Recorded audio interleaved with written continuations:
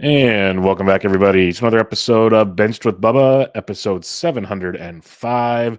Coming at you on a Thursday afternoon with our good buddy who's usually with us earlier in the week, but we kind of move things around this week to accommodate Stephen Goodwin's schedule. You can find this individual on the Twitter at BreakingBen_T. Ben Tid, how are we doing, my friend? Doing great, Bubba. Glad to be back, and glad you enjoyed your vacation. I still have to listen to Steve's show, but I heard good things on Twitter about it, so I'm looking forward to it. Even though I'm not an OC player, I think it should still be a good listen for me. It was very interesting because it's the idea that you can build teams a bunch of different ways and be successful, which we all know. But there were some things that kind of stood out from some of the players that did very, very well this past year that, again, they still had some differences, but there was a couple things at least I caught on to that were interesting that maybe should, open my eyes to a few more drafting techniques, one might say. So, yeah, hope you enjoy. Hope everybody else enjoyed it, and we'll have some more stuff like that throughout the off season. As I'm going to keep trying to do 2 shows a week, barring schedules. Ben will pretty much be here every week, barring schedules as well. But try to get another guest on at another time each week to bring other fantasy voices to the forefront and have some fun with that. But we're going to recap some news here, get Ben's thoughts on some of the transactions because the winter meetings was a lot of fun. A lot going on there. Been a little quiet for the last day and a half or so since those broke off, but that'll start picking up again. Corbin Burns will probably sign to the Giants for way too much money and way too many years, and I'll be so excited about that. But that'll be another discussion for another day. So Ben, we will start off with your Yankees. They lost out on Juan Soto. That was a conversation I didn't think we needed to have because it's pretty simple. Juan Soto's great. He's still a top pick. Like, you go on there. I want to get your thoughts on Max Fried going to the Yankees. Real life, 8 years. That's a whole discussion point in itself. But for fantasy for this year, he slots in there behind Garrett Cole right now, which is obviously very, very good. And we know how good Fried can be when healthy. So what are your thoughts on Max Fried heading to the Bronx? Yeah, I was definitely surprised by how long the deal was. He's already 30 in 8 years. Adding on to that is going to be interesting to see how it ends. But I mean, if he gets them 5 good years, I think it's probably worth it. Also too, they kind of play with the AAV. That's why they added that extra year, I heard. But that's whatever. I mean, but in terms of Fried though, he didn't have the best year.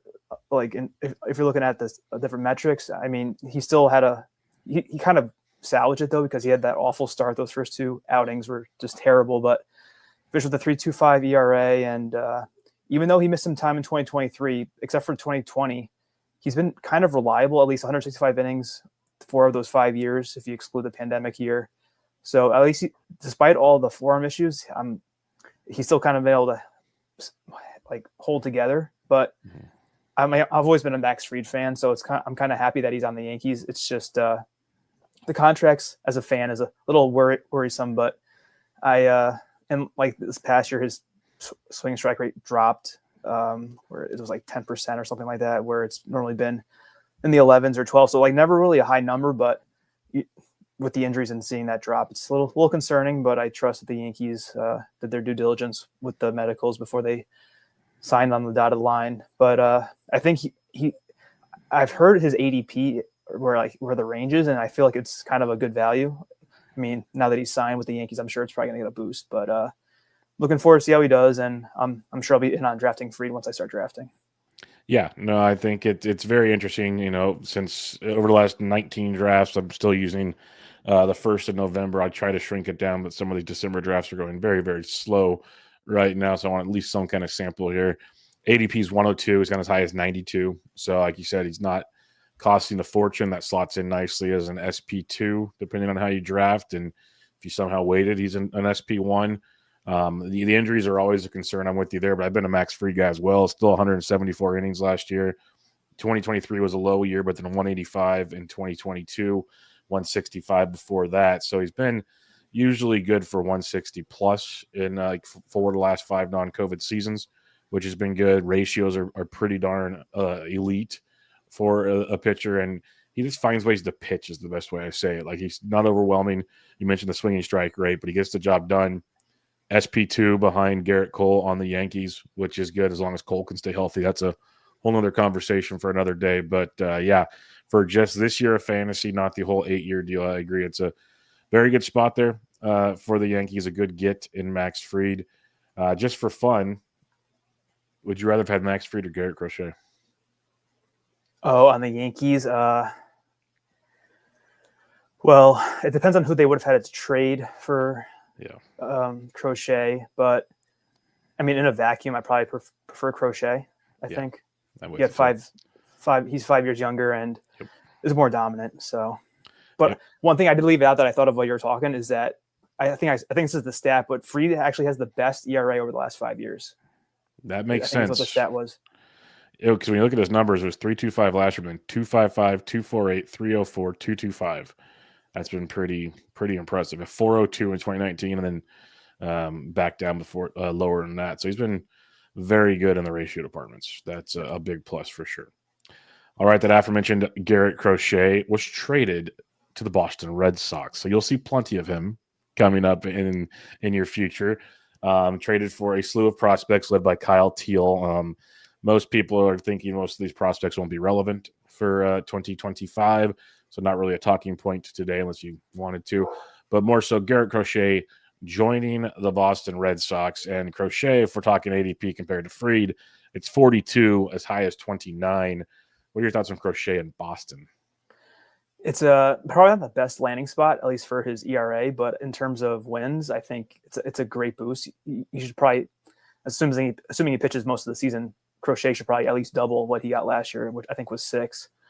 And I think it was Frank Stanfield saying that it's moved up pretty good, his ADP so far in the last few drafts. I don't know if it's accurate because I doubt any drafts have started and completed since he was actually traded, but he's moving up, and I'm sure it's going to go up even higher. Probably going to settle in the 30s for sure. But yeah, we have a question about him later, so I don't want to go too crazy into Crochet. But I think when we talked about him on the projection show for the strikeouts, I think the 170 mark is pretty safe still. That's what Steamer had him projected for innings wise. I think that's a fair number considering he went 150, I think 140 last year, and the White Sox, I think, kind of saved his arm pretty well at the end of the season, even though it's frustrating for fantasy. But I really think the only thing that concerns me is his barrel rate is kind of high. Crochet was 21st percentile, 9.2%. So against righties in Fenway, it could be an issue with the monster there. But other than that, I mean, there's a lot of space in the outfield to center to center and right center, and even straightaway right's pretty far back. So I think he'll still do well. I mean, he's going to get plenty of run support, like I said, so the win should be there. And I don't know how high I'll have Crochet. I think I'll have him pretty high up in the SP1 range, but I'll wait till I get there. But I like the landing spot for sure. Yeah, no, it's definitely almost everywhere was an upgrade from the White Sox, so that is a plus. It is pretty crazy though. I know we talked about it on the projection show, but 209 Ks in 146 innings last year, projected for 216 and 167 makes a ton of sense. All things considered, ratios were great. Like, the dude's a beast.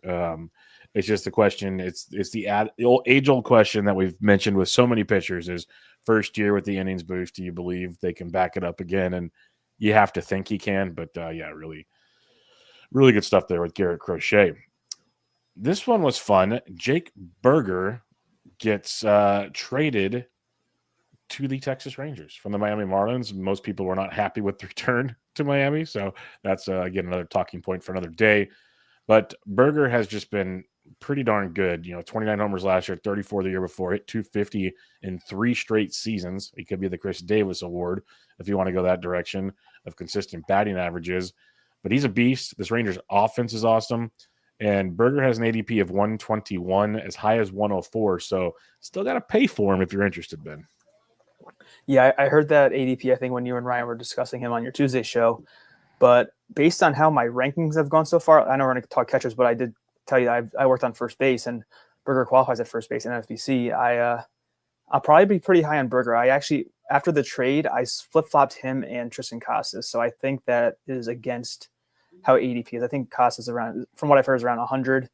But with that lineup upgrade and the ballpark upgrade, I really like Burger this year. I liked him last year. Didn't give him many spots, but like, his average won't kill you, really. I think he's been 250 on the dot last 3 years, which is for someone with his power. And so, like, he swings pretty hard and has a little bit of a high carry, but when he hits the ball, he crushes it.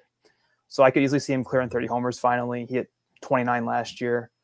I know roster resource has him batting 7th for the Rangers, but I think Berger is more like the 5th hitter. I don't see how they would put him behind Nathaniel Lowe and Josh Young. I get Lowe is there because of the lefties to break up all those righties, but I think they probably want to get Berger more at bats than those two guys. Maybe Young more, but Young, you never know what's going to happen with him. So I like Berger. I think his playing time's safe. He had good underlying numbers last year, just chased a lot, but you can survive by chasing. There's been plenty of hitters that go pretty high up in drafts and doesn't really hurt them, but he's got to be careful with that. And the dual eligibility is great too. So I'll probably have Berger on definitely a few teams this year. Yeah, I would definitely flip Young and Berger in that lineup if I had my choices. Again, I don't have those choices, but I would hope Bochy could see that writing on the wall and not waste the power bat of Berger in the 7th spot. But very, very intriguing. I actually just looked at my first base rankings. I have Costas right ahead of Berger, and might be worth the discussion to flip as well. So it's that close. makes it is very, very close, and it's crazy that Costas is rumored in so many trades right now, which could really change things up come fantasy time. So we'll have to see how that pans out as well. The Jays made a trade. They acquired Andres Jimenez from the Cleveland Guardians. There were many other ripple effects from that. We'll talk about one of them in a minute, but we'll stick with Andres Jimenez right now, who's been an elite defender, so for real baseball, fun move for the Jays. Fantasy-wise, the power fell back in a big way this last year, down to 9 home runs. Previously, he's around a 14 home run guy, give or take. Batting average has been pretty consistent, but speed, man, he's back-to-back 30 stolen base seasons. What's your thoughts on Andres Jimenez? This is a guy, ADP's 180, high as 159.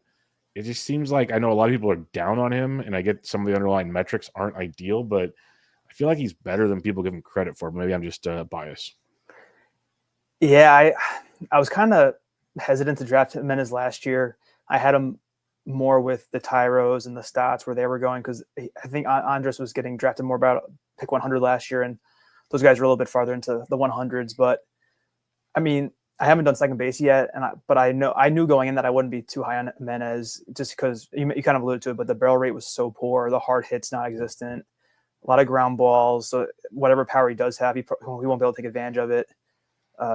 And historically, he's had pretty poor XBAs, surprisingly, or like in the 245. This year was actually his highest. It was 262. But for his career, it's 250, exactly his XBA. So he has to get by with his speed to have a lot of value. And I remember looking up, he'd actually, like, there were times where he kind of platooned last year, Jimenez, but overall in the year, he played enough versus lefties where that shouldn't be an issue. So maybe that's why. So maybe that'll push him ahead of Stott for me, because I know they're very similar. Right, I think they're going in similar ranges. Yep. But when you look at the lineup that's on roster resource for the Blue Jays, if he could bat second just to extend the lineup down or first, that'd be very valuable, because I can't see the Jays stacking everyone, Springer, Bichette, Guerrero, and then letting it be a wasteland 4 through 9. But I mean, they can still sign people or trade for someone. But if Jimenez was to bat first or second, that would really help his value a lot. So, I mean, we'll have to wait and see what happens with the rest of the Blue Jays moves. But I think Jimenez, like, in the right build, he could be fine if you need some steals. But I other than that, I'm not going to be too interested in drafting him if I don't need to. I agree. Like, a couple years ago, I was thinking, okay, this guy's like a 20-30 guy. I'm very, very okay with not 20 home runs. I'll admit that in a heartbeat. But the steals, like, there's a good reason he's going next to Bryson Stott. Let's put it that way. And Stott was platooning a lot more last season as well. So if it comes down to those two, like, as a middle infielder, I need some speed. I don't mind Jimenez at all. Hitting towards the top of the order, obviously, Captain Obvious stuff, that would be awesome. That would help a ton for his fantasy relevance. So a lot of moving pieces still in Toronto to figure that out, and maybe they're not done making moves. Who knows? But it's a really interesting move, and I'm still a Jimenez guy, but I'm not. A couple of years ago, I was all in on Jimenez. We're not so much anymore. Let's circle back to the Rangers real quick. Uncle Ted had a question in the chat, which is a good one, because I've been digging into it in a current draft where Josh Smith was on the board for a while. And he wants to know, what do you do with Josh Smith now? Because he's got the shortstop, third base eligibility with Berger in town and a healthy Josh Young. For now, Smith doesn't play. Spencer Thurmond in the chat here, who's also in the Bubba and the Bloom Patreon Discord, said ultra utility guy, I'm guessing plays 70 to 80% of the time. What's your thoughts on Josh Smith? Because I kind of lean Spencer's take because we got if all it takes is one injury and next thing you know, Josh Smith can be Willie Castro again. Yeah, it could be. I mean, well, he's probably on the best team for playing time because Corey Seager's on this team, Josh Young's on this team. True. Marcus Semien has been a Iron Man, but he's getting older. Maybe he's going to finally get injured. And even the outfield's a spot for Smith too. But I would not draft him anywhere close to being a starter for my DCs. I mean, if you're in the late 30s or 40s, I get taking a chance on Smith because he showed that he can be pretty valuable like he was last year. But I mean, he's definitely, and also too, Evan Carter is the outfield injury risk for sure. And well, even I think Langford got hurt at one point too. So no one's safe in this. No one's really safe in this outfield or in this lineup. So I think Smith is a decent pick in DCs. I wouldn't go like early 30s probably. I mean, I'm not even there yet drafting wise, but just based off past DCs I've done, I feel like he'd definitely be a good bench piece and nothing. I wouldn't bank on any steady production from Smith though at this point. Yeah, right now Smith has an ADP of 345. He's gone as high as 230, as low as 414. So I expect it to get going closer to the 400 number since the Burger trade. And that's where I was kind of looking at him going, okay, shortstop, third base. We know how that works in a DC, corner infield, middle infield. That will serve. And there will be a stretch of time where he's playing pretty regularly. So like there's a window where in a DC later on for depth, Josh Smith makes a lot of sense. But I'm also with you. I wouldn't push it too early at the same time. He's got to drop a lot from where he's been. One of the pieces, again, we're not going to talk about all the pieces in the trade because Spencer Horwitz came over from Toronto to Cleveland and then Cleveland flipped him to Pittsburgh. I do want to mention Spencer Horwitz, though, just for the fact that this is a guy that's shown a pretty good hit tool. Power's been kind of limited, it feels like, but the hit tool's not bad. He's going into Pittsburgh, should be their everyday first baseman. They have him platooning on roster resource with Billy Cook, who I liked Billy Cook coming into the early draft season as a super late pick. We'll see where that pans out. But for now, you'd imagine Spencer Horwitz fills in like where Rowdy Tellez was last year, which is plenty of playing time. Does that do anything for you, at least in a DC format, where Horwitz has an ADP of 324, as high as 261? So he's not cheap, which kind of turns me off of him. But what's your thoughts on Spencer Horwitz? Okay, yeah, hearing that ADP is interesting. So I actually I went over Horwitz last night doing my first base rankings, or at least my initial pass. And right now he's my first base 33, which maybe it's kind of low. I mean, it's definitely way past his ADP. I can just tell that now. But one thing that surprised me, he had an okay barrel rate. Horwitz's was 8% last year, which, I mean, he kind of has the mantra that he's not really a power hitter. He's just more of an average play, but he's not a zero in power. He had 12 homers in probably 2/3 of the season last year. So he kind of is, I think, like Nolan Shanwell probably. Okay. Because good average. He had a decent XBA, but he had 265. I wanted to see how his homers look in Pittsburgh. So he had 12 on the season last year, Horwitz. In Pittsburgh, it would have been 10, which is, I mean, it's only 2 homers. So it's not a big drop, but he should play every day. And I don't think I mentioned this yet, but you mentioned they're projected to have him platooning on roster resource. I looked at his split of plate appearances last year, and I think he was below that threshold I mentioned a couple weeks ago, the 80% versus righties. I think he was in the 7. He was below 80 because on my sheet here, I have him down as a full-time player for them, or what I think he will play full-time. So I for that reason, I like him more than other first basemen that would be platooning, I'm sure. Like his walk rate was great. Horwitz only struck out 18% of the time. Great contact rate. Just solid. So, and dual eligible, first and second. So I would love to have him in a DC. I just don't know if I want him that early because that's like starter territory. So I think he's more of a bench player in a DC. Yeah, that's where I'm leaning, is the bench player side of things. But like there was a lot of excitement for him last season, and there were still people liking the move to begin with on these trades. So someone to definitely keep in mind. The Shanwell comp is very interesting. Shanwell's going 14 picks ahead of him. So they're right next to each other in ADP. So that is a very fun one. Maybe we'll talk about that next week because we're going to do a similar exercise at first base next week. So that'll be a fun one to go back. I've always been a Nolan Shanwell fan. ADP's higher every year, though. So that's always fun trying to stay that kind of a fan. All right, Tyro, talk about being a fan. Tyro Estrada, this was my guy for a couple of years. Last year, disgusting. Got so bad, got sent to AAA, like just gone. Didn't run at all. That's been everyone's talked about it. Didn't run. Matt Chapman did. That's been mentioned by a million people. Estrada's never been the biggest power guy, according to some. I still think he's got decent power. Goes to Colorado now. Again, it's better for batting average and power, as we know. But they mentioned they want to run. I believe that was you that put that on the Discord, that tweet, which is good to see. And you look at Tyro, ADP of 531. That's obviously going to climb. He's gone as high as 337. Kind of how you mentioned with some of these other guys. Not sure a draft has actually finished since this move has taken place to show some where Tyro might actually slot in here. But man, if he is the everyday second baseman in Colorado, I know maybe we're giving him too much love here. I'm still pretty excited about getting some Tyro. I still don't think he goes much higher than like 300, though. Maybe I'm wrong. But what are your thoughts on Tyro Estrada? Yep, I'm a fan. Yeah, if for anyone listening, the Rockies beat report or the beat email from MLB.com, they interviewed Bud Black, and he said that they're going to try to run more in 2025. I think it's Bud Black, whoever the manager is. It's Bud Black. And so I was trying to look at the roster also, and I don't know, we'll probably get to the other guy next week maybe, but I think it's definitely helped Tyro out, Doyle, of course, but yeah, like Tyro, I was in on him last year too. I got burned definitely in a couple spots. I mean, mainly because he didn't run at all, oddly enough. So that's really still seeing that comment gives me optimism for sure. And Tyro would never really look good going into the previous couple of years when he was a productive fantasy player. I mean, his XBA was never above 250 despite having okay averages.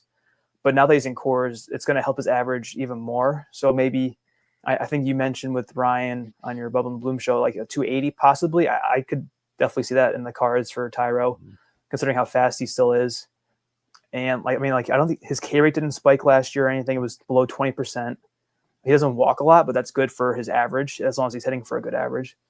And where do they have him penciled in for? I think he's kind of low on the 7th. Yeah. I mean, if Brian gets hurt, maybe he can move up. But when? Yes. Yeah. Wrong person to say there. that too. Yes. Yes. I forgot that you strongly dislike Chris Bryant, but yeah, I'm all in on Tyro. It's going to be interesting to see where he goes back to. I looked at his player page on Fangraphs. The updated projection, I'm assuming it's updated, has him for 14 and 11. I think that's just a product of him having 2 last year. I think you can project him for 20 easily with full playing time. So it's for 14 and 20. He had 14 that's 2 previous seasons, 14 homers exactly both times. I think that's pretty valuable, especially if he has second and short. I don't know if he does anymore, but I'll tell you right now. Just second. Only. Yeah, but I still like it. Like if anybody wants to know what to maybe project Tyro for, I'd almost go back and look at last year's projections coming off the good year. I think you'll be in line because I think he was projected for 20 plus steals and like the 13, 14 home runs. I think there's a lot to like there. It's one of those that we talked to Andres Jimenez earlier. There's a lot of similarities between the two. There really are. If ADP gap's big enough, why not wait for Tyro? And Jimenez has at least done the same thing for 3 straight years. Tyro just had a complete dud last year, but there's still a talking point there, I guess is what I'm trying to say.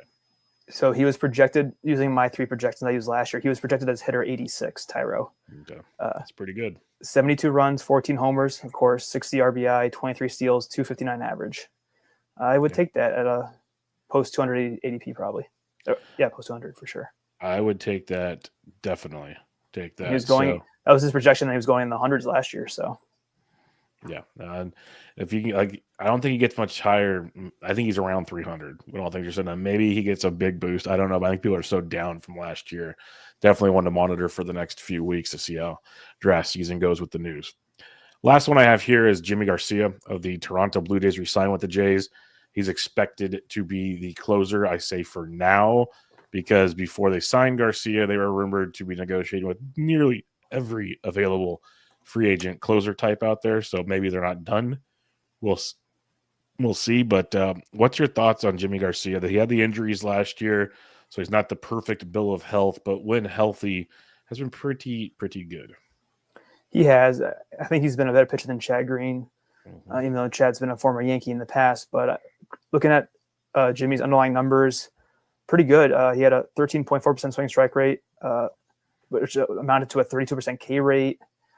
The one thing was his BABIP was pretty low. It was 202. So we got very lucky there, but he still pitched to a 291 Sierra, a 363 xFIP, a 313 xERA.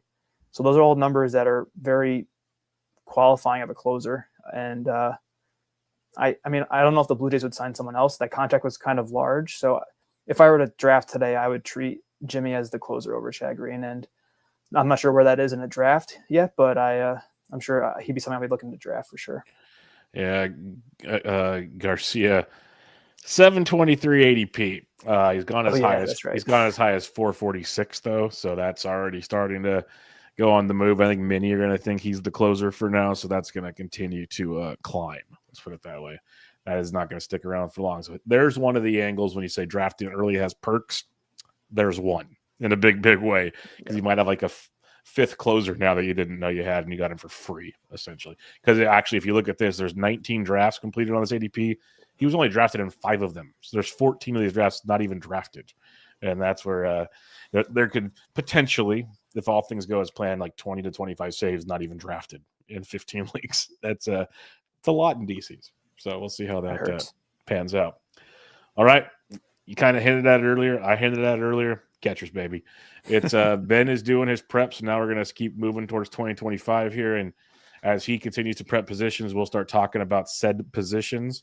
And he started with catchers and first base. So as usual, on Benched with Bubba, we will start with catchers to discuss things here.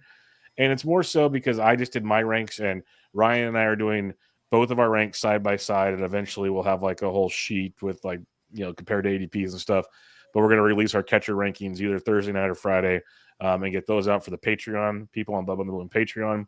So it's like perfect timing because I just did my rankings, my initial ones. Ben's doing his. So now I figured to lose some ADP debates. Going through these ADPs, there's like a pocket of like 2 catchers. A lot. This was actually easy because they're already drafted right next to each other, these pockets, where it made the debate pretty easy. Some of the answers might be easy, but the fact they're going right next to each other, there's a discussion to be had. So I'm looking forward to this. Before we get into the debates, just out of curiosity from your standpoint as you started prepping, what does anything stand out to you at the catcher's position? Is it like deep? Is it one you want to wait for? What are your initial thoughts when you see the catcher's position? Well, I think when I first started doing this, I texted you. I go, it's pretty obvious at the top, and then the next tier is they're kind of all similar-ish in value. But yeah, I went all the way through. I have 37 ranked right now, and there's a lot of guys there's a lot of similar profiles, I guess, and some uncertain. So many of the catchers had down years last year that were going relatively high. It's hard to kind of nail down where they should go, where I'm thinking like how they'll do this upcoming season. But I definitely, I don't know. Well, like in a DC, I'm definitely more open to taking one of the playing time monsters, like the top 7 or so. And I may change that because typically I've tried to wait a little bit on catchers in fab leagues. I mean, I don't want to like punt them, but I'd rather go into like that 150 range that was so popular last year. But I don't know. Looking at how things look now, I have to wait and see how projections look too. Because I did this without looking at projections or ADP. I just looked at underlying numbers, playing like projected lineup position, past year's performances, things like that. Mm-hmm. So then I'll bring the ADP and projections into it after I'm done with all my initial rankings. Position wise, at least for now. And then, yeah, I don't know. I mean, I was surprised at where I put some guys like JT. I don't think we're going to talk about JTR, but I feel like I'm kind of higher on him than the market maybe under the hood. So to speak, it wasn't all that bad for JTR last year. He was finally hurt for once. So I think people were thinking that's the end maybe, but we'll see. Yeah, but I don't want to get way too much, but I think it's definitely, I always plan my drafts around catcher and relief pitcher, start around closers. Catchers and closers are 2 things I always try to have a plan for going into a draft for sure. Mm-hmm. And I definitely don't know my plan yet for catchers, but hopefully I'll figure that out soon. Yeah, on the JTR front, that is a conundrum. I've never been pay a lot for a JTR guy, but he's not expensive right now compared to years past, I should say. So I'm kind of torn on what to do with him just yet. And then one other thing I'll mention from the Stephen Goodwin podcast earlier this week, one of the key takeaways from some of the very successful ones, not all of them, they either took one or two catchers early. That was one of their things. And I was like, okay, I guess it makes sense to me. But it's one of those, we always talk about the opportunity cost, I guess. You lose this if you take the catcher. And my thing is, it's like, if one of those guys goes down, like they both have to produce. Otherwise, that's going to sting. And then you mentioned closers. We're not talking closers. They all took at least one good closer early and then backed it up pretty quick type thing. So it was kind of an eye-opener to me, because I always feel like a lot of discussion is waiting on certain positions, because I'm with you in the same boat. Well, Posma and company did not in 12s. Maybe it's a 12 versus 15 thing too. Who knows? But definitely surprised me to hear that in their takeaways. All right, let's get to some of these. We're not going to talk about all the catchers. Again, we'll have rankings and stuff at the Patreon. I just want to get Ben's thoughts on some of these ADP debates. And the first one we're going to come out with is at the top here, not with Sir William. He is elite, ahead in a class of his own. But number 2 and number 3 on the board here, Yanier Diaz, ADP of around 60. Adley Rutschman at around 66. So when you're looking at these two, Ben, it's pretty easy for me, honestly. But I'm also kind of biased on Yanier Diaz. He's been if it wasn't for William, he'd probably be my favorite catcher. So how do you approach these two? Is it clear-cut Yanier's 2, Adley's 3, or do you have a little more love for Adley? I think I messaged you about Yanier as well, didn't I? Yes, you did. Yeah, so this was actually obvious for me right now in the other direction. The way I have it set up now, I definitely go Adley over Yanier. I buy into the injury or the hand thing that happened to Adley last year, because I thought it was rolling graphs, and you definitely see the drop. I'm assuming it occurred well, I don't know what the numbers were, but it definitely coincided with him getting hit in the hand. A ton of dropped in everything, like probably WOBA, hard hit rate, things like that. I mean, on the years on a whole, Adley doesn't probably deserve to be the second catcher based on the other catchers, how they looked with the things that I look at. But I just have faith that he's going to play all the time, Adley. And I don't want to get to Yanier too, but I'll just talk about Adley for now. I trust that he'll heal up. He's a switch hitter. He'll DH when he's not catching. Yanier did that too. He also, he gained first base eligibility, or in season he did, at least Yanier Diaz, I think. But I don't know, Adley's got more power historically, at least, and that's definitely like a tipping point for me. But I'll wait to see what you have to say before I talk about Yanier. Yeah, Adley's a tough one for me, because I've just never been super pumped on him. I feel like it's an accumulation thing, which is what you want a catcher. That is very, very much why you're taking him this early. I get that. But it also feels like, he had 19 homers last year, 20 the year before, which I guess I probably would have been surprised by. It comes down to, do you believe it's the injury? Because one thing with Adley was always like, he accumulates plate appearances and he walks a lot. Well, last year he walked 9% of the time. Is that injury related? I don't think so. Like his walk rate dropped 4%, almost 5%. That shouldn't be an injury thing, unless he was just even more cautious at the plate type situation. You look deeper at Adley, the quality of contact metrics didn't drop that much. So that's pretty safe compared to previous seasons. He actually was hitting the ball in the air a ton more last year, which is, again, was it the injury changing his swing path, changing all those kind of things? There's so many questions with Adley. I know you wanted an answer from me here, but that's why he's so tough for me, where we'll get to Yanier, where I feel like I'm more confident in what Yanier brings to the plate, if that makes sense. Where Adley, there's just so many questions. So, and any catcher can get hurt. That's why it's just that position. JTR's injuries last year was like foul tips. It's just the goofiest stuff that can take place. So for Adley, for me, it's like, we got this guy in Yanier who I think has more power than Adley. He's got a better batting average than Adley, stuff along those lines, where I think Adley has to just run good for like 155 to 160 games to bring the value, where Yanier doesn't need it as much. Again, I'm kind of biased. I've never really been a team Adley guy, but I feel like he's a really good catcher, but he's not elite. Okay.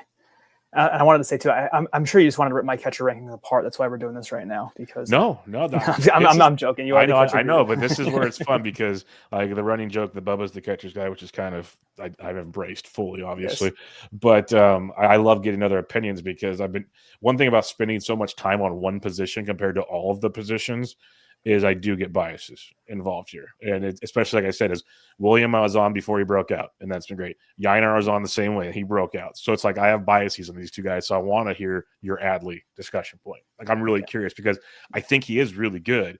Should I be more invested in Adley Rutschman is the question. That's my concern. I did pull up Adley's or his like this year totals, and his 2023 was actually closer to what Yanier did than I was thinking. So that's also something where I need to consider. But where do you think I have Yanier ranked in my catcher rankings? Well, based on some of the negativities in the text messages you sent me, because you weren't the biggest, you weren't sure about Yanier, let's put it that way. Yeah. I guess you have him about 6th or 7th. Not quite that low. I have him 5th right now. Okay. The thing is, and I'll let you explain your thoughts here. Like if just based on ADP, like I won't say what my rankings are. I'll leave that for our discussion. Right. But it goes William, Diaz, Rutschman, Perez, Raleigh. That's your top 5. I could see a world where Diaz is 5th in that range. You mentioned there's the elite guys, and then a lot of these guys are really tight. And so I could get your argument. So I'm curious, what is your thoughts on Yanier Diaz? So I'll stick to Yanier for now. I think we talked about this in one of the other shows, but the drop in the power over the full year was concerning when I first started looking at him. He went from 23 homers, Diaz, in 104 games in 2023 to 16 in basically a full year, 148. Granted, the volume is awesome. Like you want that. But if you look at compared to who I have ahead of him, I have Sal Perez, Cal Raleigh. What do? Those guys hit homers. Big power guys, yes. Yes. Cal Raleigh has a poor average, but as a catcher, I'm more willing to take that on because one of the things that Yanier brings, like his XBA was 300, which is by far the best for all the catchers last year. Well, actually, Ivan Herrera, who I like a lot too, was pretty close, but he barely played compared to Diaz. Yanier, he had a 3% walk rate, which if he hits for a high average, that's good because that means you get more at bats. So it's going to boost your team's average up more, especially when he plays full time. So that's good. But his ground ball rate was 51.2%. His O swing was a 45.7, which is about as bad as Perez's. And Perez has always been a terrible free swinger. And this is kind of like the Michael Harris conundrum. So Harris always projects for a good average, but he has a terrible O swing. Yanier is the same way. His barrel rate was only 7%, 7.6. Cal Raleigh's is double that. Salvador Perez's is 12. Mm-hmm. I don't know what Adley's was in his healthy year, but I'm sure it was higher than that. So really with Diaz, I view him as like a 3-category catcher, which average is always tough to find, but I know people are saying like they really want to target average early. So, I mean, maybe I'll rank the catchers like kind of these 4 guys all kind of close. So depending on what happens with the draft or my team, I can kind of just pick the one that fits best if they're there. But I definitely don't want to, like, if you take Ellie, I guess in the first round, then Yanier, it would be a terrific target because he's going to offset what Ellie doesn't bring in average. But I don't want to take Ellie in the first round. So like if I take Vlad, why would I take Yanier? I'd rather just double up the power with Perez, Raleigh, and I've been down on Perez in the past because of he doesn't score runs and because of his age, but that I think they kind of protect him enough between first and DH where I think he'll be fine as long as nothing like catastrophic happens to him health wise. So with that said, also one other point that stood up for me with Diaz is the lineup, especially if they trade Kyle Tucker. It's looking at a pretty barren lineup for the Astros because he's projected at 4th right now, followed by the masher John Singleton, Jeremy Pena, Shea Whitcomb, Chas McCormick, Jake Myers. So maybe Diaz gets some RBIs, but he's not going to score any runs with those guys hitting behind him. So until something changes, I think he's going to be a great player. I know Vlad Sedler, I kind of commented on Vlad's post, like he thinks he could be Diaz could be the catcher 1, but I think there's more to like with the other guys right now in terms of what I want from my catcher. Like the average is great, but there's not enough power for where he's going, I don't think. No, that's the power part is the biggest argument I would listen to. And I'd be like, okay, that works. My question for you before I go into my Diaz discussion point, how would you have Adley ahead of him if you're talking power? Yes, so I would have to relook at that because I was looking at because Adley's 2023 was only 20 homers. Yeah, and that's basically what actually the same year that's what Diaz did. I think Adley, I would have him higher because him hitting 2nd in the Orioles, I think would be guaranteeing more runs and RBIs than Diaz hitting 4th for the Astros. Okay. Adley's barrel rate. So Adley's actually his barrel rate's kind of similar to Diaz. So maybe they're very similar players. So I think it's just more that I'm higher on. Yeah, I've like this is my initial pass, but no, that's why this is fun. This is why it's fun. It's like because that's just how we get better is talking these things out. I definitely like Perez and Rally a lot for that power. Though I know we're not going to talk about them, but like they're the guys in the middle, and I definitely see. Yeah, Adley's definitely. I get why they're going next to each other in ADP because the profile's almost identical. Now that I look at it more, I've always had that thing in my mind that Adley was because it was always Adley versus William. Yes, that was the debate, and now it's switched from like Williams. Okay, I agree. He's number one. Yeah, but I feel like Adley should still get that credit for being catcher too. I think so. Yeah, that's where I stand right now. And I'll do my Diaz briefly here, but it's just like the couple things I look at is he struggled. It felt like a ton in the first half. I don't know if it was injury or what it was. He had 7 home runs in the first half, 85 games, still at 284. But man, that second half of 63 games, he had 9 home runs, hit 319. There ain't no catcher hitting 319, period, in a half of a season. And the 9 home runs, if he gets back to playing 140 games, maybe he is a little over 20 home runs again, which I don't know if that still skews you enough because Salvi and Kyle Raleigh have much more there. One of the big questions I have with him is because I see the power increase because even if first half to second half, his home run to fly ball went up to like 18% in the second half of the season, which is pretty big moves there compared to 9% in the first half. Like his ground ball rate was the same. He actually had fewer fly balls in the second half. So there's a little question marks there with Yanier Diaz. I still think there's a level to him. He's 26. That's one thing I like different than Perez and Raleigh. Diaz is young. Like he can keep developing where Perez, like I guess drafting Perez and Raleigh, you know what you're getting barring an injury. Like this is pretty much who they are. They're machines. Where I think Diaz could have another level type thing. And that's what I'm hoping for. Now the Tucker thing sucks. Like that's a big downplay situation there. Because if Tucker doesn't come back, or they trade Tucker and somehow Bregman doesn't come back, oh God, that lineup looks a whole lot different in Houston. But from now, I still got Yanier over Adley. I'll have to think more about the Perez-Raleigh discussion points. All right, let's move to the next one here. I think everyone knows where I'm heading with this one, but we'll get your thoughts on this. And actually, it's funny. Since I made this last night, they've flip-flopped in ADP by adding 2 new draft results. Not by much, though. We got Willson Contreras, ADP of 95. Will Smith, ADP of 95.5. The floor is yours, Ben. What time? What's your date range? I just did from November 1st till today. Because as I've been doing it the last couple of days, there's only like 13 completed, 15. All of a sudden, there's 19 this morning, so it jumped a bunch. So I'm gonna for the next show, I'm gonna shrink it down some more. You know what? I'm showing 32 drafts. All right. So what was the order that you had them in? On Draft Champions? Yeah, I don't know why it's showing so many. See, that's why I've been confused this whole time. They keep showing me only 19 Draft Champions drafts. I have no idea. I've got 32. I have 15 teams, Draft Champions, catcher shown on my screen. And 11-1 is the start date. I have 32 right now. That's bizarre. I'll reset mine and see what happens. But yeah, go with Will Contreras versus Will Smith and see what we got there. I have them back-to-back 6-7. So I'm with the market here. I have it Willson Contreras 6, Will Smith 7. They're close because they're kind of in that range of these guys are all kind of similar-ish. And everyone, don't forget that Willson Contreras is going to be the first baseman for the Cardinals this year, and probably some DH too. And that's really why I think like Will Smith's playing time is capped because of Ohtani. Freeman's at first, so at least Willson has other avenues. He's going to play a different position than catcher. And if you look at like the barrel rate, the exit velocity, the hard hit, the StatCast expected stats, Contreras was better than Smith last year, as I'm sure you know because of your bets. The only thing though is that Contreras didn't make a lot of contact overall, only 67%, whereas Will Smith was 81.8. That's like really the only thing. And also Will Smith is more fly ball heavy, which plays up for the power. But I mean, as a full-time catcher, Willson was always kind of guaranteed for at least 20, and Will Smith hasn't touched 30.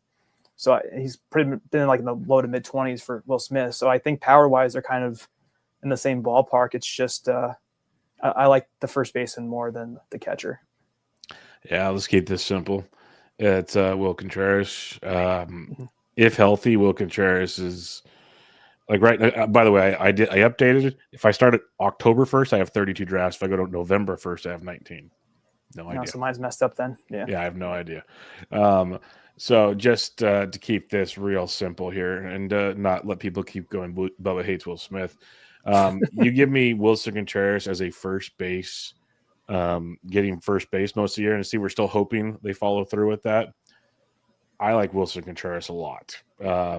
I have him as fifth because I can't jump him over everybody else yet. That could change because he's sixth according to ADP. But I have Will Smith. Where's my rankings? I have Will Smith seventh. I couldn't downplay him too much, but there's a drop off in catcher. I just think Will Smith is good. He's pretty basic to me. You're not getting you get a pretty good average, a little bit of pop, good lineup around him helps him a ton. If you put Will Smith on a different team, it's not even a conversation. Willson Contreras, when healthy, and that's been the big if, and that's why I'm hoping first base changes. He's been great. He's been phenomenal. He's like a pretty decent batting average, tons of power. He's going to hit in the middle of that order. I just like Willson Contreras a ton, and I won't bore too many people with my continual Will Smith slander. This is the cliff that I imagine as like the end of the top plate appearance getters. Yeah. It ends with Will Smith, I think. It does, because I love Bill Hoppy, who's coming up, and a couple other guys, but it drops. Like they brought Travis d'Arnaud in for a reason type stuff. Hoppy still plays a ton, still have him ranked high, but there is a drop off with the plate appearances. All right, the next one we have here in this bucket is the 11th and 12th catchers off the board according to this ADP. Tyler Stephenson has an ADP of 148. Francisco Alvarez 153. This is one that I've actually been messaged by the likes of Lucas Beery and some people in the Discord have asked me questions about these two exact ADP debates. So what's your thoughts on the Stephenson versus Alvarez? Yeah, I need to apologize to Ryan because I gave him some crap for the Stephenson pick in the meatball draft, but I have him at catcher 11 right now, and I have Alvarez at catcher 15. So I am team Stephenson here. I was going back and forth with like this range of after Real. So I kind of included Real Muto. He's my 10th catcher. Like in this little range, it's so hard for me to distinguish these guys from each other. Like they kind of do different things who I have here, but with Stephenson, like he hit a 9% barrel rate last year. His hard hit was 43.9%. All great numbers overall, at least above average barrel rate, which is probably pretty good for a catcher. The only thing that's really hurt Stephenson last year, and it has in his career, is the ground ball rate's kind of high. But when he hits it in the air, though, at that ballpark, it's going to go out. And I like his playing time and position right now. So, I mean, if things change with signings, he's projected to be the Reds' 4-hitter, Stephenson. And the same can't be said for Alvarez right now. So that's a big tiebreaker. If there was a tie for me, is the lineup position.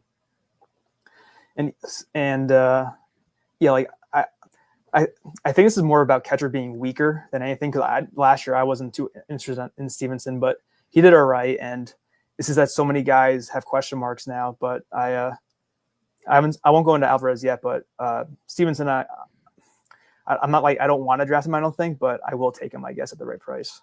Yeah, I have Stephenson as my 8th catcher, and I have Alvarez. Okay. I have Alvarez at 15.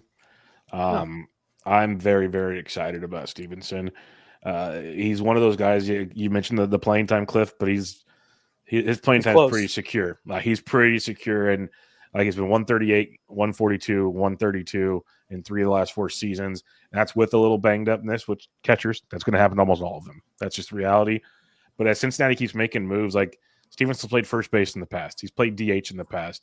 He's actually just a really, really good hitter. To see him go back to 19 home runs last year was really big to me, because it wasn't too many years ago where in 2020 it was a small sample, but we saw a 12.5% barrel, 50% hard hit rate. And people were very excited about, hey, this kid first year at 23, he hit 294. Like, this kid's a stud. And it really hasn't flourished yet. I like seeing the strikeout rate down to 23% compared to 26 and 20, basically 26 in the previous 2 seasons, where he still hit 319 2 years ago. He had 258 this last year. So what I'm trying to get at with Stephenson, we've seen him be able to hit for average, which we love about some of those early guys. Like, can you trust it? Who knows? But the ground ball rate, hitting it hard, will help get more hits in those situations.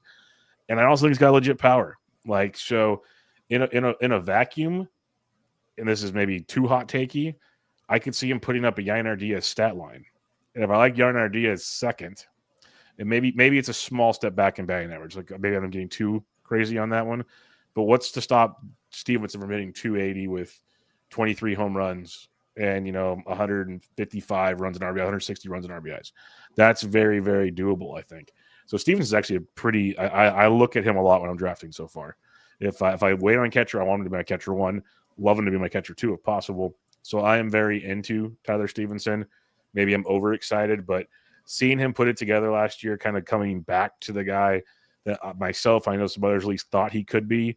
I think there's another level to him. Now the X stats showed he overachieved, like you mentioned, and whatnot, but there's still, to me, a very, very powerful bat there that should get plenty of plate appearances. So I like him quite a bit. Yeah, he went 19 homers, 69 runs last year. He was one away from 20 runs and 70 steals from a catcher, which are very good numbers.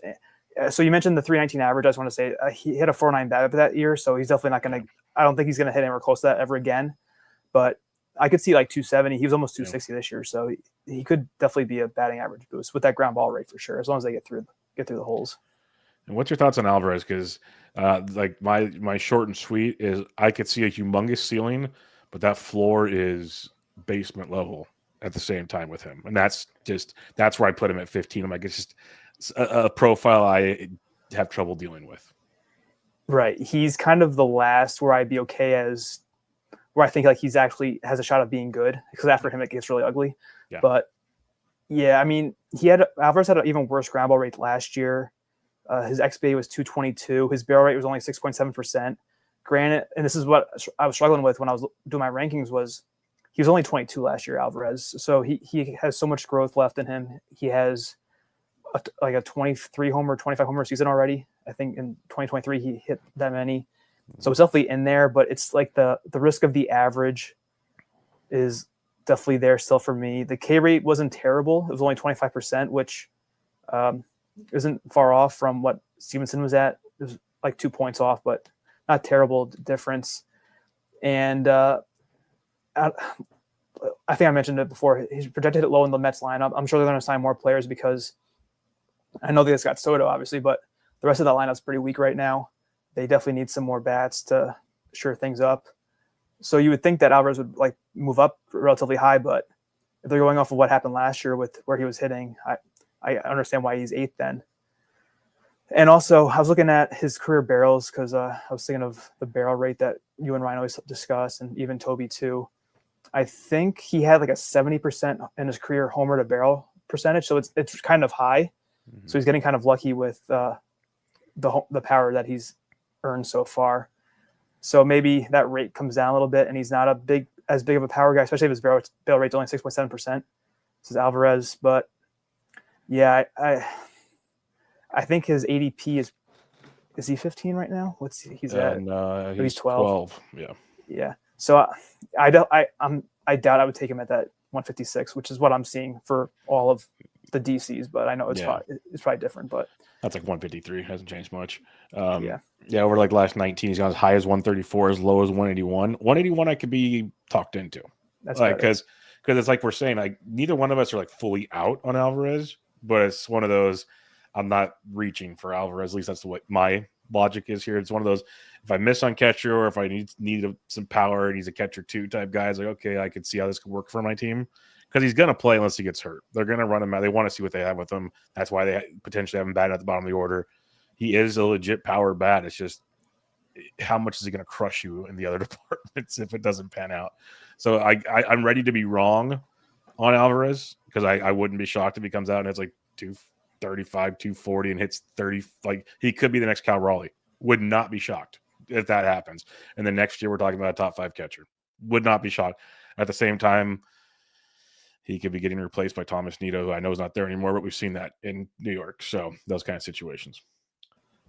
All right, next one up for debate on this one. Well, real quick, we don't need to dig into numbers here. I want your thoughts on this because I love Austin Wells, but are the Yankees actually going to dedicate to Wells, or is bringing Trevino back too much of a hindrance? I think they're probably going to platoon him, but I mean, most catchers are in some sort of platoon anyway. So I did struggle with Wells because I do like him. He has great potential, and he hit pretty high in the lineup, even with Soto there. Mm-hmm. It's just, yeah, he's like one of the only guys who's actually in a platoon, I think, per roster resource of any of the early catchers. But like his barrel rate was 9.1%. He's been unlucky with his expected stats. Even the year before, he was. Yeah, I just wish they would have him bat versus lefties. Then I would be all in. But I definitely do. I like Wells actually more than the guys we're about to talk about in my rankings. I'm with you on that one. All right, I got two more debates to go over here as we go down the ADP chart here. We have the 14th and 15th catchers off the board. Gabriel Moreno, ADP of 212.5. Kyber Ruiz, 215.3, going right next to each other. A lot of people like Moreno. I have not been able to buy into it completely, so convince me otherwise if you do. Kyber Ruiz is a guy that I have circled, and I have plenty of shares of already. So how do you see Moreno versus Ruiz? Yeah, and I know you like Ruiz because you've talked about it multiple times, and whether it's the Discord or your this show or the one with Ryan. So I have Wells. So actually, in my ranking, it goes Stephenson 11, Wells 12, Ruiz 13. And then so you have Stephenson. Yep, and then I don't. What was that? Who do you have 11? I have Stephenson 11. Okay. Then it goes Stephenson, Wells, Ruiz for me. 11, 12, 13. And my catcher rank. 12, 13, 14 for me goes Wells, Ruiz, Moreno. So that's why I have Moreno this 19th. little region's fun. You have Moreno 19th, so you don't agree with him either. So we at least have that in common. Yes, I have some. This is where it gets ugly for me after Alvarez, which is 15. But yeah, with Moreno, or I'll talk about Ruiz first. So if you look at the underlying numbers, there's a lot of ugliness here. But like everyone knows that he had hopefully everyone knows that he had the illness that really crushed him early in the year, and he still had 13 homers, Ruiz, which is saying a lot considering how poor he did for that's a huge chunk of the year. But like if you look at the barrel rate in the year, it was only 3.2%. I mean, he never had a good barrel rate. It's probably double that in the past. His hard hit was only 25.4%, which doesn't really help the power. But the thing with Ruiz was like he was always supposed to be a batting average asset, and not on the level of Will Smith and Contreras with the playing time, but he's kind of more in the Stephenson boat because he's a switch hitter, Ruiz, and the Nationals, like they traded for him, and I forget which deal, maybe the Trey Turner deal. So they went out and got him. He's still like 24, I think, or 25. So really the one thing that held me back or like the trouble I had with Ruiz, and I still settled on 13, which is relatively high, I think, is the power, and also his XBAs are never that good for him supposedly being a average asset. Mm-hmm. I think they're usually around, let me pull it up. So he was 252 or in that range last year. 251 was his XBA on. Have you ever noticed on StatCast the XBAs are different from when like you export it from Fangraphs? I don't know if you've ever done that, but it frustrates me. That is very strange. Yeah, I double checked. I'm like, okay, I'm not going crazy. Yeah, but same range, like 250 was his XBA last year. Actually, you know what? It was 270, so I was mistaken. So yeah, he should help you an average at least. So if you don't need as much power, I do like Ruiz, and like I think you get him as your catcher too sometimes. So if you could do that, that's really awesome. But I'm definitely a much bigger fan of Ruiz than Moreno. But I'll stop there for now.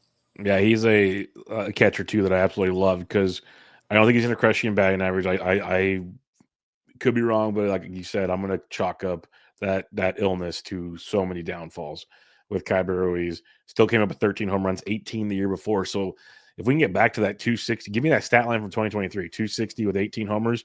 Love that for a catcher too. He's going to be 26 this year, so who's to say there's not another level the dude can get to, which I love kind of trying to get ahead of that. I know I'm not alone in that situation. But, yeah, I'm a big Ruiz fan. I'm going to chalk up the down season to the illness and hope for a bounce back and maybe even more going in here in his age 26 season. So I'm going to try to take advantage of that ADP as much as humanly possible. Yeah, I think it's like in the 220s, which I would definitely go for if I want an early catcher too. Yep. So with Moreno, yeah, I mentioned I have him as my catcher 19. I have him grouped with Alejandro Kirk and Luis Campusano because I think they're all the same player. That's fair. That's really fair, actually. Yes. So hearing Ruiz and Moreno being back to back is very surprising to me. So did Moreno lose playing time flat out to Del Castillo, or is it just because of the injury? The injury. When he came back, Del Castillo got sent back down, which is stupid. But yes, it was the injury. Yeah, I mean, I guess Moreno. So there are similar profiles, but like Moreno hasn't done it yet, though. For whatever reason, I mean, he is 24. So I mean, the barrel rate is kind of like Keibert. So that logic should kind of hold for both of them. I don't know. Moreno's gonna hit lower in the lineup too. I think he's like he's like 7th projected on roster resource, whereas Keibert is gonna be 5th probably, and who knows what happens with the Diamondbacks, who they're gonna add. I doubt Walker comes back, but yeah, I don't know. They are kind of similar. Actually, Keibert kind of flipped his homer or fly ball rate and the ground ball rate. There's a lot of ground balls for Moreno. 49.6% was his rate versus Keibert's 35% ground ball rate, which would definitely help Keibert's power play up a lot. Yeah, so I mean, right now I just view Kirk and Moreno and Campusano as the same player, and I'm sure they're going where I have Moreno ranked. They're all around 8. They're 18, 19, 20 for me. But the other thing too, which I haven't said yet, is that my stance could change once projections come out. Like with Adley, for example, Adley versus Diaz, I'm sure what the projections say for their valuation could swing me. Also with even Keibert and Moreno. I don't see them projecting Moreno for many homers because he hasn't done it yet, but doesn't mean he can't do it, of course. But the ground ball rate and the barrel rate don't really help me think that he could be a help there. And I just like a good average is good as a catcher, but I want something substantial from that position. I don't want like a flaky 270 average where he has 400 at bats. It's not going to help a whole lot. And a DC, I can see it. Yeah. But yeah, I don't know. I'm not too excited to draft Moreno right now. As you could probably tell. Yeah, no, I'm not either. Like a few things, I have Kirk right behind Moreno. I almost put him ahead of Moreno, honestly, in the grand scheme of things. Yeah. One of Moreno's things is people talk about he's got this, fly ball power or something, but I'm like, most of his fly balls go to center field, which in that ballpark is death. So that's something that's not going to help. And again, the catcher position is very young, so adjustments can be made. I'm not naive. One of the other things that really concerns me with Moreno's potential this season, and I know they want to give him run, they've also flat out come out and said they're going to try to get Adrian Del Castillo a lot of at-bats too. Now, they said it might be DH. They might put him at first base if Walker's gone. They're trying to get Del Castillo's bat in the lineup. Moreno's a much better defender than Del Castillo, so that's why. But they want Del Castillo's bat. And if they lose a guy like Christian Walker, they need his bat in that lineup. So that's just something else to monitor with Moreno, because we saw 111 games 2 years ago. He's been kind of injured off and on the last 2 years, so that's kind of downplayed we don't know what his full season workload could be type thing. But again, it's a broken record. Catchers get hurt. It's just the reality of the situation. So that's why most catchers are in like a 60-40 platoon these days. That's just the reality of the situation. But the last thing I'll mention on this is you mentioned how you want, the batting average is nice, but you want more contributions from your catcher. That was the biggest argument for those guys taking 2 catchers early. It gives them 3.5 to 4 category catchers, which is made a lot of sense when it gets spelled out like that. I'm like, okay, that makes more sense than you realize. So interesting for sure. Last one we have here, according to ADP, and they're all looped together down here, starting with ADP. It's the 20th, 21st, and 22nd catchers off the board. So late catcher 2 or your catcher 3 starting wave in your DCs depends on how you approach things, if you're aggressive or not. Joey Bart, ADP of 283. Alejandro Kirk, ADP of 287. So he's going like 70 picks after Moreno. Jonah Heim at 291, who I have some thoughts on Jonah Heim. So I want to get your opinions around the Bart versus Kirk versus Heim situation. Yeah, it's actually, well, the one you might laugh at where I have the one ranked, but I have Bart 17 and Kirk 18, and I mentioned before Moreno's 19, so it goes Bart, Kirk, Moreno for me. Okay. And then I don't have Heim until catcher 28. Ooh. Yeah, it's the Higgy signing. And also, I had Heim on a couple teams last year, so I know that he swings a piece of spaghetti up when he's hitting. Yep. So with Bart was one of them, right? Yeah. It's Bart versus Kirk versus Heim. The one thing that's up with Bart, I never was able to add him anywhere last year, but he had a 9% barrel rate. His XBA was 249. His X-slug was 444. His X-WOB was 333. So those all stand out in this range, at least of how I have the ranking set up still. Like I have guys like Murphy and Alvarez ahead of him still because they're a little more established. But I like what I saw with Bart. He's projected to be the 4-hitter for the Pirates. Granted, I mean, well, that could change, of course, but there's not much competition for him to get at bats or takeaways or to move him down in the lineup. So I really like what we saw from Bart. And then Kirk, Like he's going to play a lot, but kind of same argument as Moreno. But it's the start of that little tier of the average guys. So I think Kirk's the best of Moreno and Campusano. I consider Campusano same as those guys. He's 20th for me. And then with Heim, or I'll stop at Bart and Kirk for now. Bart, I like a lot. I don't have him ranked as high as saying I like him a lot, but I have a lot of shares already, either as a catcher 2 or a catcher 3. I have him 19th, and just from talking to you, I'm probably going to adjust a few things before I publish the rankings to the Discord and to the Patreon. But the thing with Bart that concerns me is he was always getting hurt last year, always getting hurt. Like he'd have a good run, then get hurt again, have a good run, get hurt again. But the stats you mentioned, when he was in the lineup, he was mashing. And as a Giants fan, he was one of our top catchers for a long time. His hit tool was always great in the minors. And then with the Giants, he just couldn't do it. Goes to Pittsburgh, looks like the dude that we – like I even saw him play in San Jose when he was in single A when he was super young, and he was crushing everything. I know it's single A, but like every level of the minors, the dude hit. Gets to the bigs, couldn't hit. Gets to Pittsburgh, kind of a minor league team, starts hitting again. So maybe there's something to it. I don't know.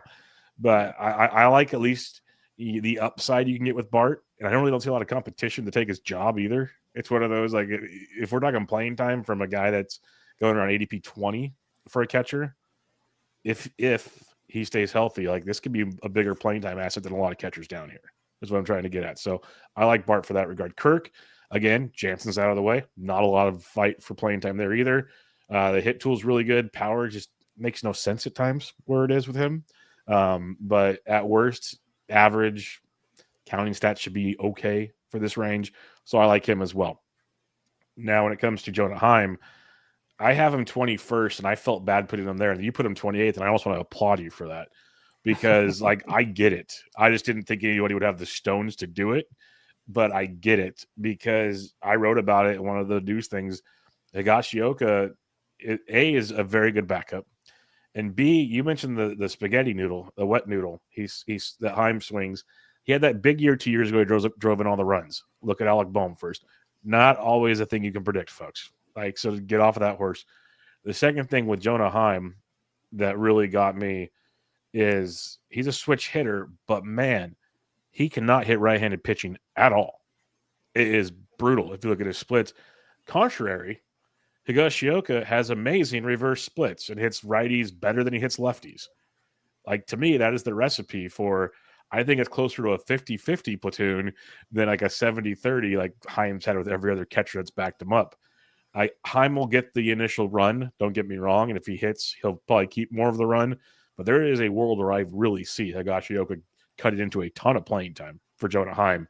And then a limited like 90 to 100 games from Heim, and again, I might be being too pessimistic here, but a 90 to 100 games of Heim with the production he put up last year is not worth anything in fantasy. So I might have stole some of your thunder. I know you didn't talk about Heim yet, but I was really excited when you said 28 because, again, I didn't think anybody would be willing to do that, but I get it. So continue on Heim. Hopefully I didn't take all your bullet points.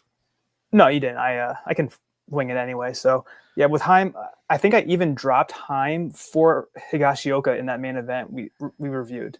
Okay. I think that was the move that I made. And which made sense, made a ton of sense. I couldn't take it anymore. Like, it was like Heim he stopped playing to, I think, Carson Kelly or whoever their backup was. I was like, he's useless now. And where I got him, Heim, it was kind of like, okay, he had this huge monster year. If he regresses a little bit, it's supposed to be a good lineup. Maybe the lineup has hurt him as well. But like with Higgy, he took over the spot from Luis Campusano, who I liked a lot going into last year. Wait, real quick, Campusano got sent to AAA. Yeah, because of Higgy. Like, he didn't just bench him. He got sent to AAA. Yeah, he kicked him right out. And yeah, I'm a little biased because he was a Yankee, and I did like Higashioka. Like he was a solid backup catcher. Don't get me wrong, but like so last year he had a 10.9% barrel rate. It almost doubled what Heim had. Yep. Granted, Higgy strikes out a lot, but when he connects, he hits it pretty well.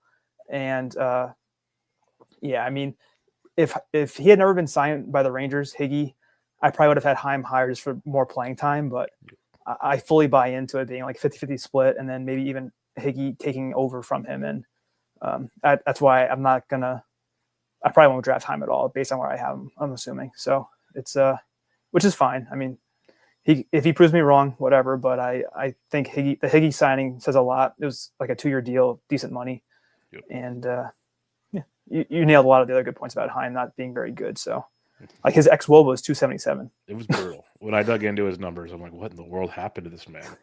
Like I knew the RBIs had regressed, but everything regressed.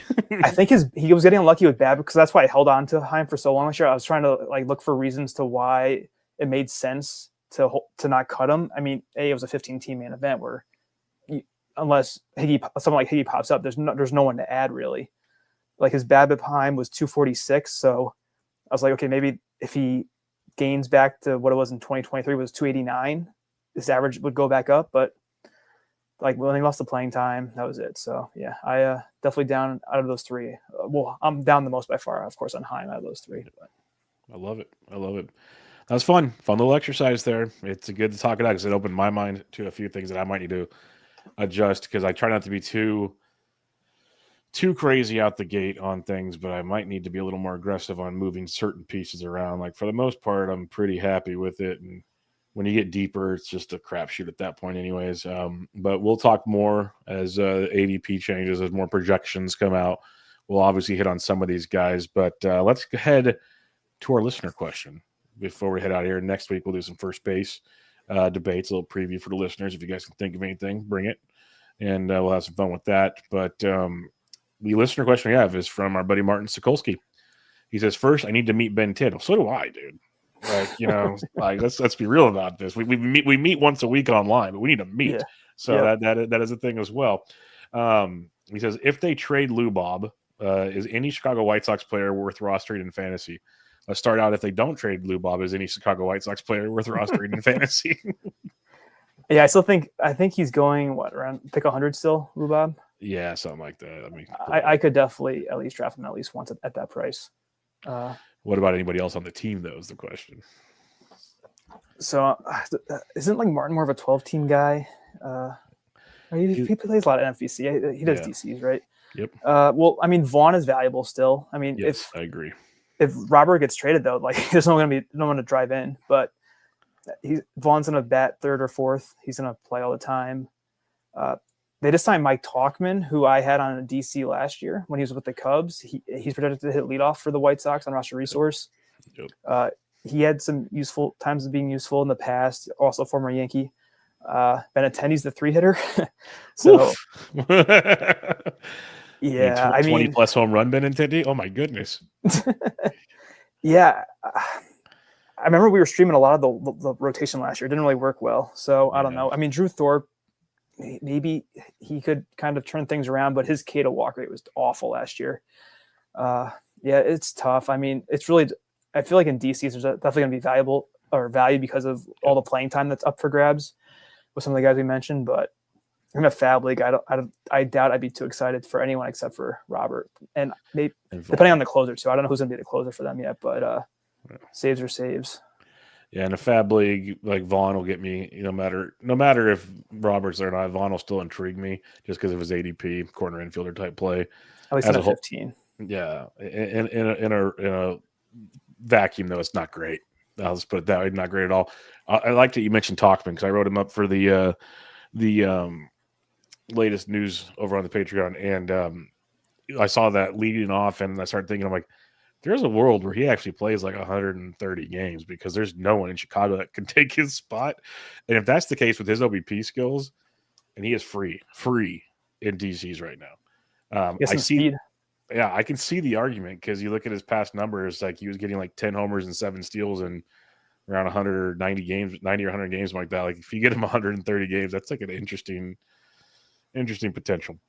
The other question from Martin: what are your expectations for new Red Sox ace Garrett Crochet in 2025? Innings, ERA, etc. So what's your expectations for Crochet? I'll safely say 160 innings. I think that is fine. 200 strikeouts at least. And I think because of the ballpark, I don't know if he gets much lower than a 350, but he'll still be valuable if he's at 350 still for the ERA. I think he could have some issues with balls off the wall or off the monster, but he would be more valuable though with those numbers because of the wins. So maybe he's like a top 10 starter probably assuming health, I think is pretty safe to say. So Yeah. Like I said, I think I said I would be willing to draft him pretty early. I just don't know exactly where yet, but I definitely like the landing spot. I was loving third round Crochet. I knew he would not be always third round Crochet. I'm still intrigued to late second, but he's going to creep up even more. I have a feeling to early second here pretty soon. That's where discussions need to be made. So, but I like Crochet a lot. I'm a big Crochet fan, so I get it. If you're excited about him, that strikeout upside is tremendous. And now the win boost, like you mentioned, these are things that most people hopefully can identify without having to listen to either one of us. But it's a big push for sure. All right, Ben, we're going to wrap it up there. Any final thoughts before we head into the weekend? Different time of the week for you here. So head into the weekend. Yeah, it's I don't mind a Thursday show. It's not bad. Yeah.